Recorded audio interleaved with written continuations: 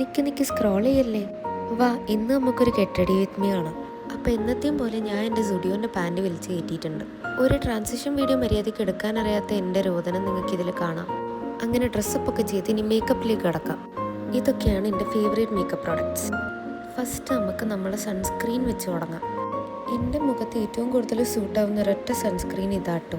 അതുകൊണ്ട് തന്നെ ഞാൻ ഇതൊരു 2 വർഷമായിട്ട് യൂസ് ചെയ്യുന്നുണ്ട്. അപ്പം നിങ്ങൾ ഓർക്കുന്നുണ്ടോ എന്നിട്ട് എന്താ എൻ്റെ മുഖത്ത് ഇത്രയും പാടുന്നു? സത്യം പറഞ്ഞാൽ എൻ്റെ മുഖം അത്യാവശ്യം ക്ലിയർ ആയിരുന്നു. പിന്നെ എയർപോർട്ടിൽ ജോലിക്ക് കയറിയിട്ട് മേക്കപ്പ് ഒക്കെ യൂസ് ചെയ്യാൻ തുടങ്ങിയപ്പോൾ അന്ന് എൻ്റെ മുഖത്ത് പിമ്പിൾസ് വരാൻ തുടങ്ങി.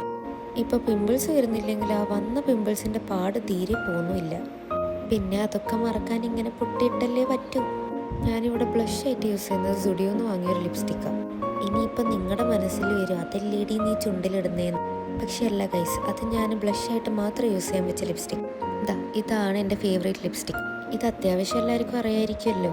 ഇത് നല്ല കിഡിലൻ ലിപ്സ്റ്റിക്കാണ് ഗൈസ്. ഇത് നല്ല രീതിക്ക് മാറ്റ് ഫിനിഷും പിന്നെ മുഖം നല്ല ബ്രൈറ്റ് ആക്കാനും ഈ ലിപ്സ്റ്റിക്ക് ഹെൽപ്പ് ചെയ്യും. ഞാൻ എപ്പോഴും ലിപ്സ്റ്റിക് ഇടുമ്പം ഫസ്റ്റ് ഡാർക്കർ ഷെയ്ഡ് വെച്ച് ലിപ്പ് ലൈൻ ചെയ്തിട്ട് പിന്നെ ഫില്ല് ചെയ്ത് കൊടുക്കാറാണ് ചെയ്യാറ്. ഞാൻ ഫില്ല് ചെയ്യാൻ എടുത്തേക്കുന്നത് ജസ്റ്റ് ഹെർബ്സിൻ്റെ ലൈറ്റർ ഷെയ്ഡ് ലിപ്സ്റ്റിക്കാണ്. അപ്പോൾ എങ്ങനെയുണ്ട് ഗൈസ്, എൻ്റെ ചുണ്ടല്ല രസമില്ലേ കാണാൻ? എൻ്റെ ഫേസിലത്തെ എൻ്റെ ഫേവറേറ്റ് പാർട്ട് എന്ന് പറയുന്നത് എൻ്റെ ലിപ്സ് ആട്ടോ. എനിക്ക് ഭയങ്കര ഇഷ്ടമാണ്. ഇനി നമുക്ക് കണ്ണിലേക്ക് കിടക്കാം. നിങ്ങൾക്കുണ്ടോ ഗൈസ് ഇങ്ങനെ ഐലൈനർ എഴുതുമ്പോൾ വാ തുറന്നു പോകുന്ന സ്വഭാവം? ഞാനിപ്പോൾ പൊതുവേ ഇങ്ങനെ കണ്ണൊന്നും എഴുതി പുറത്തു പോകാറില്ല. പിന്നെ ഇന്നൊരു ഡേറ്റൊക്കെ അല്ലേ, അപ്പോൾ കണ്ണെഴുതാമെന്ന് ഞാൻ വിചാരിച്ച്. ഫോണ് നോക്കിയിട്ട് തീരെ അങ്ങോട്ടൊന്നും ശരിയാവുന്നില്ല. പിന്നെ ഞാൻ പോയി കണ്ണാടി നോക്കി കണ്ണെഴുതിയിട്ട് വന്നു. അങ്ങനത്തെ പൊട്ടൊക്കെ കുത്തി ഇനിതാ കുറച്ച് പ്രഹസനങ്ങൾ കണ്ടു. അപ്പോഴാണ് ഞാൻ ഓർത്തെ കമ്മൽ മാറ്റാൻ മറന്നു.